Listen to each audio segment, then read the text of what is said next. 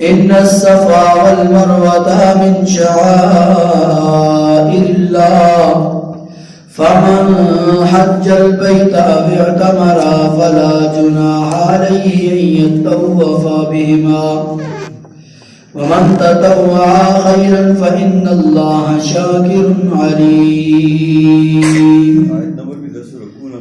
آیت نمبر 158.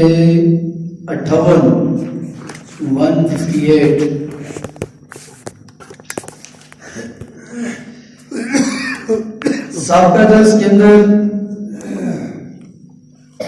تحویل قبلہ کے متعلق بات ہوئی تھی، پھر اس کے بعد صبر کی پر بات ہوئی تھی. نماز کے ذریعے، صبر کے ذریعے اللہ رب کائنات کی مدد و نصرت کو حاصل کرنا. پھر اس کے بعد وہ عظیم لوگ کہ جو اللہ کے راستے میں قربان ہو جاتے ہیں، ان کے لیے خاص اعزاز کا حکم تھا کہ شہیدوں کو تم مردہ نہ کہو. اس سے قبل حضرت ابراہیم علیہ السلام کو اللہ رب کائنات نے جن امتحانات سے گزارا اور اس کے اندر پھر وہ کامیاب ہوئے. پھر حضرت ابراہیم علیہ السلام نے کچھ دعائیں مانگی. ان دعاؤں کے نتیجے میں حضرت ابراہیم علیہ السلام نے یہ دعا مانگی، اے اللہ ہمیں حج کرنے کے مناسک سکھا، طریقہ کار سکھا. تو اب یہاں پر اس کا ذکر فرمایا جا رہا ہے، ان الصفا والمروہ من شعائر اللہ. پہلی بات یہ سمجھیں، صفا اور مروہ یہ دو پہاڑیوں کے نام ہیں. صفا اور مروہ دو پہاڑیوں کے نام ہیں. یہ وہ پہاڑیاں ہیں کہ جب حضرت ابراہیم علیہ السلام اپنے بچے کو اور اپنی زوجہ محترمہ کو چھوڑ کر گئے تھے اور پیاس کی وجہ سے حضرت ہاجرہ نے ان پہاڑوں کے چکر کاٹے تھے پانی کی تلاش میں. پانی کی تلاش میں ان پہاڑوں کی پر جو دوڑ لگائی تھی، جو چکر کاٹے تھے، ان پہاڑوں کا نام ہے صفا و مروہ. پہاڑی چھوٹی. اب اللہ رب کائنات کو ان کی یہ ہدایت کی پسند آئی کہ اللہ رب کائنات نے امت محمدیہ کے لیے باقاعدہ طور پر یہ حکم بنا دیا کہ اب کیا ہے جی، جو بندہ بھی حج عمرے کے لیے جائے گا وہ صحیح ضرور کرے گا. ہوا ایسے. حضرت حاضر علیہ السلام ملت ابراہیمی کے بعد زمانے جہالت میں قبل از اسلام سے پہلے بھی لوگ صفا مروہ کے چکر لگاتے تھے. اسلام سے پہلے بھی لوگ صفا مروہ کی پہاڑیوں کے چکر لگاتے تھے. صرف مسئلہ یہ تھا کہ انہوں نے ان دو پہاڑیوں پر دو بت رکھے ہوئے تھے. جیسے بیت اللہ کے اندر 360 بت رکھے ہوئے تھے، ایسے ہی دو پہاڑیوں پر بھی دو بت رکھے ہوئے تھے. ایک بت کا نام تھا جو انہوں نے صفا پہ رکھا تھا، اس کا نام تھا اصاف. جو بت انہوں نے صفا کی پہاڑی پہ رکھا تھا اس کا نام کیا تھا؟ اصاف. اور جو بت انہوں نے مروہ کی پہاڑی پہ رکھا تھا اس کا نام تھا نائلہ. کیا نام تھا؟ نائلہ. اب جب اسلام کے بعد صحابہ کرام مسلمان وہاں پر چکر کاٹتے گئے تو ان کے ذہن میں یہ بات آئی کہ کہیں یہ طریقہ تو زمانے جہالت کا ہے، یہ بھاگنا چکر کاٹنا یہ زمانے جہالت کا طریقہ ہے. اسلام کے اندر کیا پتہ اس کی اجازت ہو یا نہ ہو. اس لیے انہوں نے نبی کریم صلی اللہ علیہ وسلم سے سوال فرمایا، پوچھا کہ یا رسول اللہ کیا ہم بھی اس کے ہمیں چکر کاٹیں؟ تو فرمایا کہ تم اس کے چکر کاٹو، اس کے اندر کوئی گناہ نہیں ہے. پہاڑیوں سے وہ جو بت تھے ان کو پھر بعد میں ہٹا دیا گیا تھا، لیکن یہ کہ اس کے اوپر چکر کاٹنا امام شافعی رحمۃ اللہ کے نزدیک فرض ہے، امام احمد بن حنبل رحمۃ اللہ کے نزدیک سنت ہے، اور امام اعظم ابو حنیفہ رحمۃ اللہ کے نزدیک واجب ہے. اگر کوئی بندہ عمرہ یا حج کے لیے گیا اور اس نے چکر نہ کاٹے، صفا مروہ کی پہاڑی پر دوڑ نہ لگائی، جس کو اصطلاح علم میں سعی کہتے ہیں، اگر نہ کی تو اس کے اوپر دم لازم آئے گا، ایک بکری اسے کیا ذبح کرنی پڑے گی. اس کو فرمایا، آگے فرمایا کہ شعائر اللہ، یہ صفا اور مروہ شاعر اللہ میں سے ہیں. شاعر کہتے ہیں نشانی کو. کس کو کہتے ہیں جی؟ نشانی کو. یعنی یہ شاعر اللہ اللہ کی نشانی اور علامات میں سے ہے، پہچان میں سے. اللہ نے شاعر اللہ بنایا، نشانیاں بنایا. اس لیے شاعر اللہ کی توہین کرنے والا بندہ دائرہ اسلام سے خارج ہو جاتا ہے.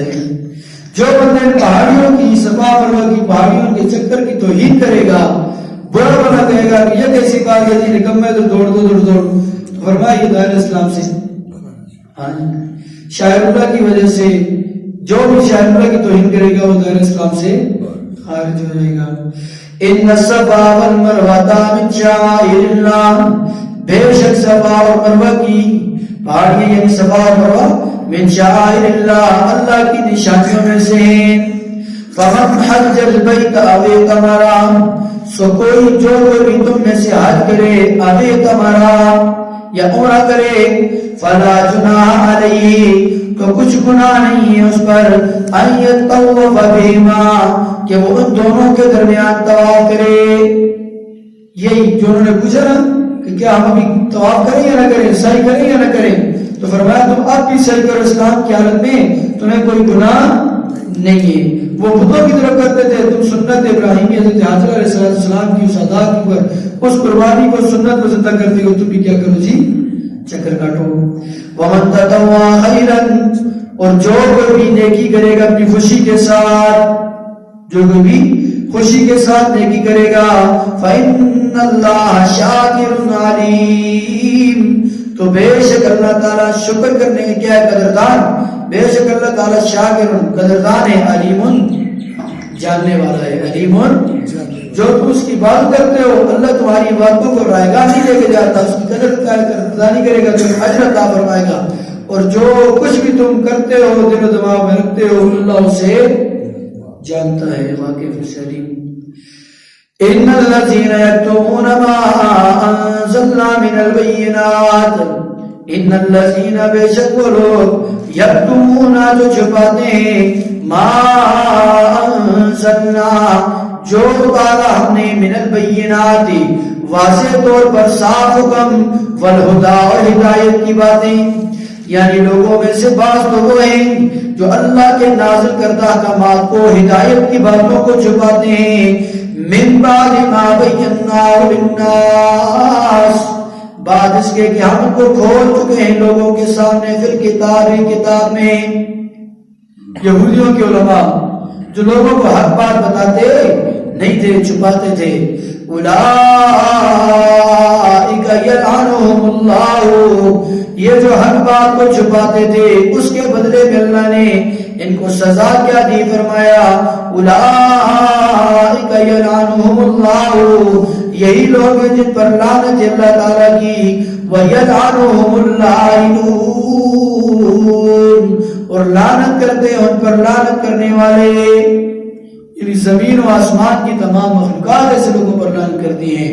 الا الذین تابوا، مگر وہ لوگ جنہوں نے اپنے برے فعل سے توبہ کر لی، حق کو چھپانے سے توبہ کر لی، واصلحوا، اور اپنے کلام کی اصلاح کر لی، وبینوا، اور بیان کر دیا لوگوں کے سامنے حق بات کو، فاولئک اتوب علیہم، تو اللہ تعالیٰ ان کو معاف، میں ان کو معاف کرتا ہوں جی، یہی وہ لوگ ہیں. وَأَنَا التَّوَّابُ الرَّحِيمُ، اور میں بڑا معاف کرنے والا ہوں. ان الذین کفروا، بے شک وہ لوگ جنہوں نے کفر کیا، وماتوا وهم کفار، اور مر گئے اس حالت میں کہ وہ کافر تھے، اولئک علیہم لعنت اللہ، یہی وہ لوگ ہیں کہ لعنت کی ان پر اللہ رب کائنات نے، والملائکۃ، اور اس کے فرشتوں کی، والناس اجمعین، اور لوگوں میں سب کے سب کی، خالدین فیہا، ہمیشہ رہیں گے وہ اس لعنت میں، لا یخفف عنہم العذاب، نہیں ہلکا کیا جائے گا، کم کیا جائے گا ان سے عذاب، ولا ہم ینظرون، اور نہ ہی انہیں مہلت دی جائے گی. اب یہاں پر کچھ باتیں ہیں ان باتوں کو سمجھیں. ان الذین یکتمون ما انزلنا من البینات والہدی، بے شک وہ لوگ جو ہدایت کی باتوں کو اور جو اللہ نے نازل کیا واضح حکم اس کو چھپاتے ہیں، اس کو چھپاتے ہیں، ان کے بارے میں رب کائنات نے فرمایا ایسے لوگوں پر اللہ کی لعنت ہے۔ حق بات کو چھپانے والوں پر اللہ کی، یہ یہودی علماء جو نبی کریم صلی اللہ علیہ وسلم کی واضح طور پر علامات نشانیوں کو جاننے کے باوجود لوگوں کو نہیں بتاتے تھے کہ ہم نے لوگوں کو بتا دی تو ہماری دکان بند ہو جائے گی۔ اپنی دکان چلانے کے لیے، اپنے نذرانے اور شکرانے بچانے کے لیے انہوں نے لوگوں سے حق بات کو چھپا دیا۔ فرمایا جس نے ایسا کیا اللہ رب کائنات کیا جس کو لعنت فرماتے ہیں، اور لعنت کا مطلب ہے اللہ کی رحمت سے دور۔ جب بندہ اللہ کی رحمت سے دور ہو گیا تو سمجھو اس کی ہلاکت پکی ہو گئی۔ بات سمجھ میں آ رہی ہے؟ یہاں پر ایک بات، الذین یکتمون ما انزلنا من البینات والہدی، ثابت ہوا کہ جو علم اللہ رب کائنات نے انسان کو دیا ہے اور اس علم کی دوسرے کو ضرورت بھی ہے، دوسرے کو اس کی ضرورت بھی ہے، اگر یہ بندہ جاننے کے باوجود جو علم اس کے پاس ہے اسے چھپائے گا، لوگوں کو نہیں بتائے گا تو یہ حرام ہے، یہ بھی گناہ گار ہوگا۔ ایک انسان کے پاس جو علم اللہ نے اسے عطا فرمایا ہے اور اس علم کی لوگوں کو ضرورت ہے، لوگوں کے مطالبے کے باوجود بھی اگر یہ علم کو چھپاتا ہے، یہ ہر بات کو چھپاتا ہے تو یہ کیا ہے؟ گناہ کبیرہ ہے، گویا کہ یہ حرام کام کا ارتکاب کر رہا ہے، کیونکہ علم کا تقاضا یہ ہے کہ جب اس کی جسے ضرورت پڑے اسے کیا کر دے؟ ہاں جی، منتقل کر دے۔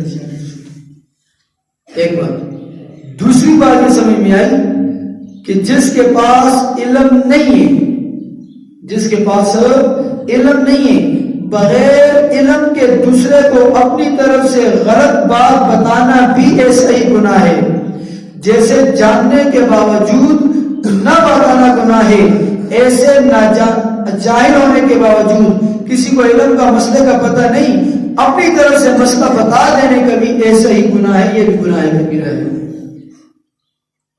بتانے کے لیے علم ضروری ہے اور علم کے لیے پھر اس کو پھیلانا ضروری ہے۔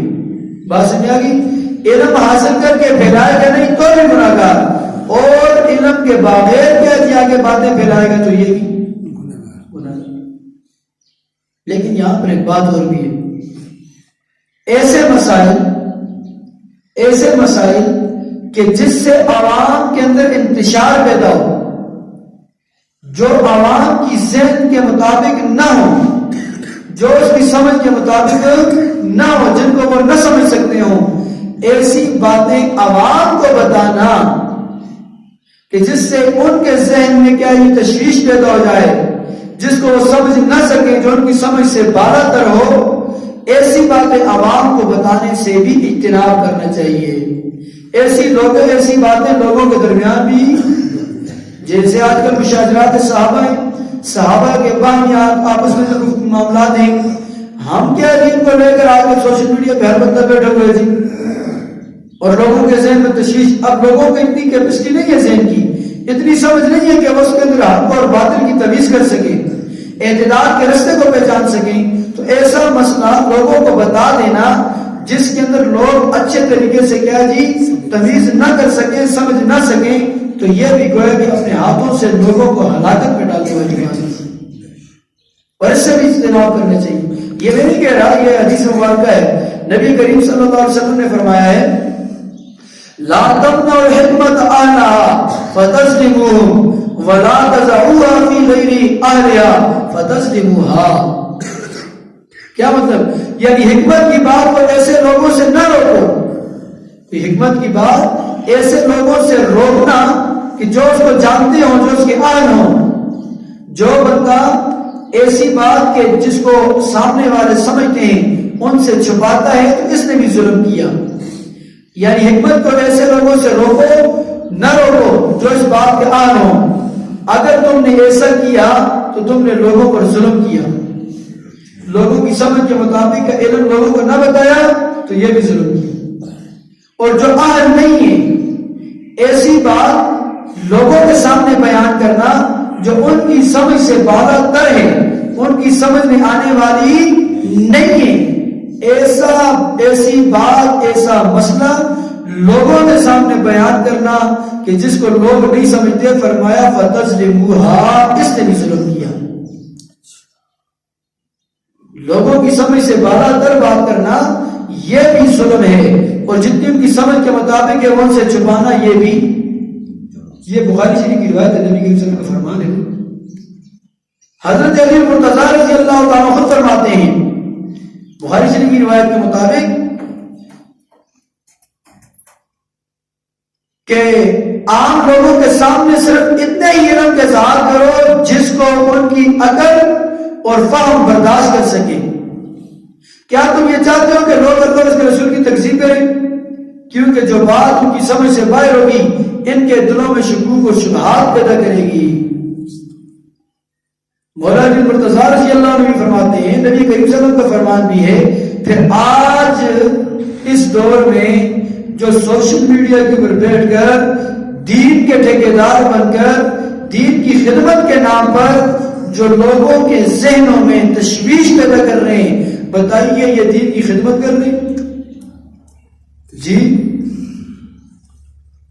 ہاں، اور یہ بھی ایک عجیب معاملہ ہے۔ میں آپ کو بھی یہ کہتا ہوں، اور بالخصوص یہ جو نوجوان احباب ہمارے ہیں کہ ہمارا ذہن یہ ایسا بنا دیا گیا ہے، ہمارا ذہن یہ ایسا بنا دیا گیا 1857 کے بعد بلکستان اور استوان سے انہوں نے یہ محنت شروع کی انگریزوں نے کہ ہمیں دھکیلا ہی فرقہ واریت کے پیچھے جا رہا ہے۔ ہمارا سوشل میڈیا، ہمارے اخبارات، ہماری ہر محفل فرقہ واریت کے پیچھے میں لے کے جا رہی ہے۔ آپ جائیں یوٹیوب کے اوپر جائیں، فیس بک کے اوپر جائیں، وہاں پر یہ لکھو کہ بھائی غسل کتنے فرائض ہیں، نماز کتنے فرائض ہیں، نماز کے انتہائی اہم مسئلہ، بڑا زبردست قسم کا بیان بھی ہوگا، مسئلہ بھی ہوگا اور ضروری بھی ہوگا، اہم بھی ہوگا۔ اس کے جو ویورز ہیں، اس کو جو دیکھنے والے ہیں، ان کی تعداد کم ہوگی۔ اور جہاں پہ جس ویڈیو میں یہ لکھا ہوگا دیوبندی کا بریلوی کو جواب، بریلوی کا دیوبندی کو کرارا جواب، شیعہ کا سنی کو جواب، شیعہ کا سنی کو جواب، یہ ان کے اوپر سبسکرائبر بھی زیادہ ہوں گے، لائکر بھی زیادہ ہوں گے، ویورز بھی زیادہ ہوں گے، کہ عوام کا ذہن اس طرف لے کے چلے گئے ہیں کہ بھائی آپ نے فرقہ واریت کی بات بھی اوپر لے کے آنا ہے، اصلاح کی بات کی طرف نہیں جانا ہے۔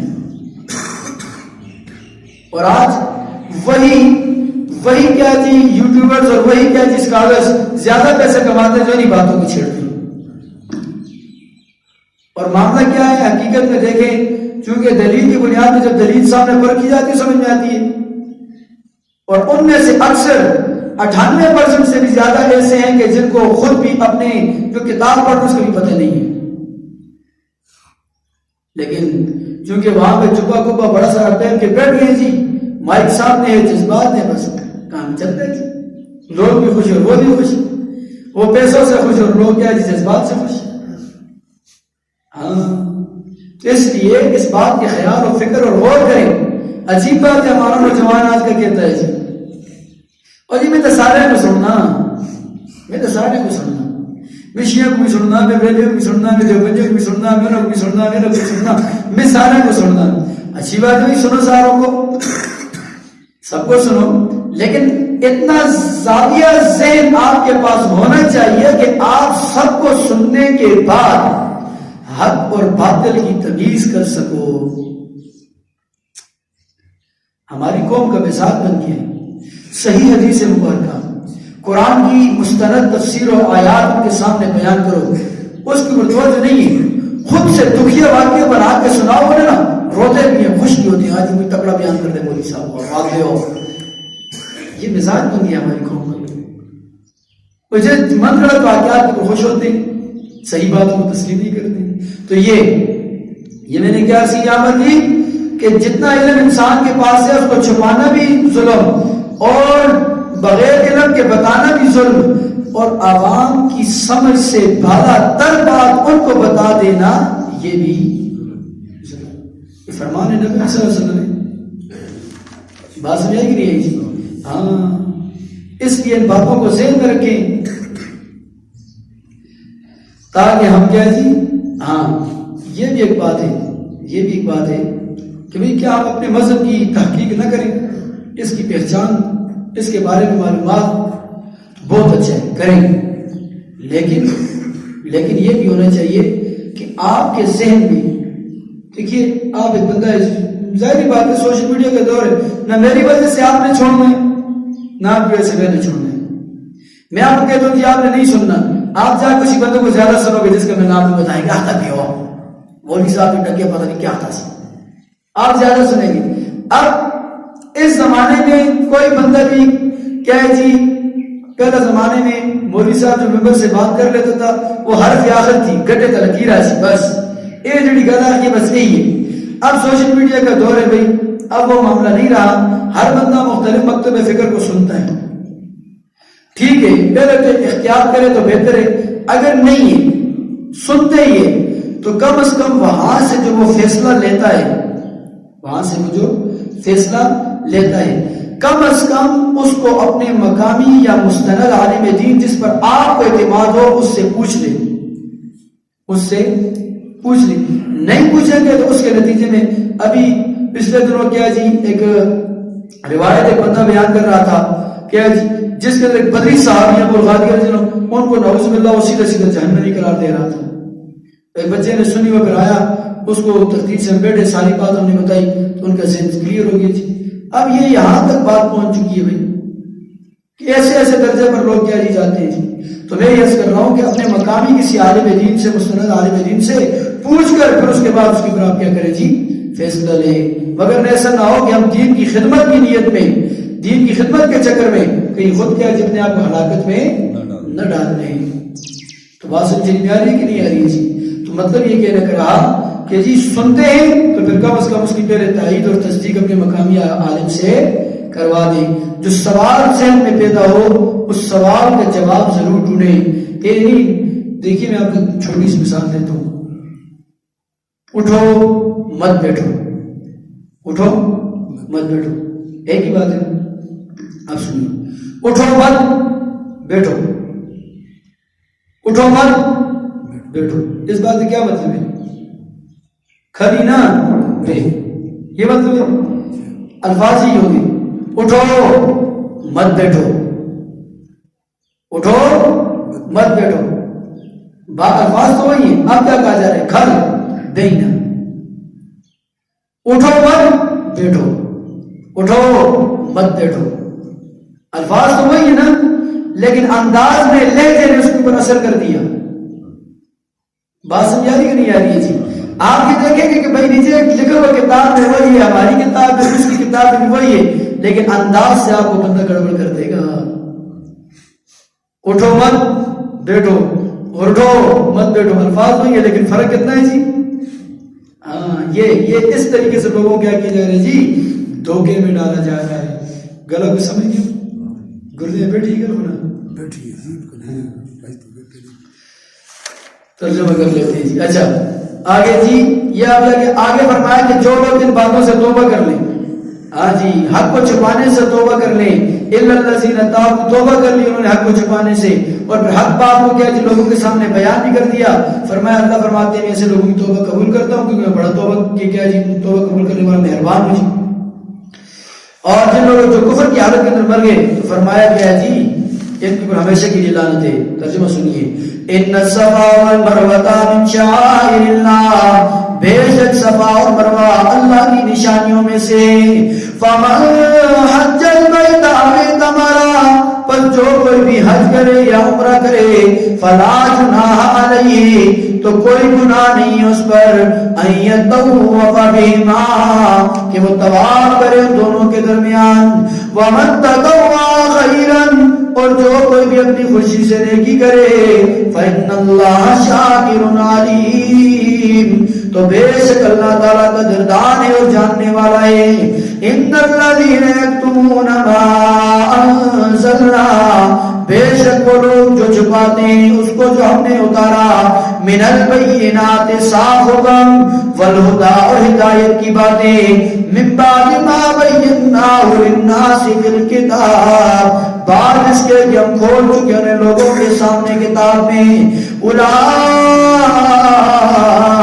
یلعنہم اللہ ایسے ہی لوگ ان کو لعنت کی اللہ تعالیٰ نے ویلعنہم اللائنون اور لعنت کرتے ان پر لعنت کرنے والے الا الذین تابوا مگر وہ لوگ جنہوں نے توبہ کی واصلحوا اور اپنے کلام کو درست کر دیا وبینوا اور لوگوں کے سامنے حق بات کو بیان کر دیا فاولئک اتوب علیہم تو ان کو معاف کرتا ہوں وانا التواب الرحیم بے شک میں بڑا توبہ قبول کرنے والا اور نہایت مہربان ہوں ان الذین کفروا بے شک وہ لوگ جنہوں نے کفر کیا وماتوا وهم کفار اور اس حال میں مر گئے کہ وہ کافر تھے اولئک علیہم لعنت اللہ انہی لوگوں پر اللہ کی لعنت ہے والملائکۃ اور فرشتوں کی بھی لعنت ہے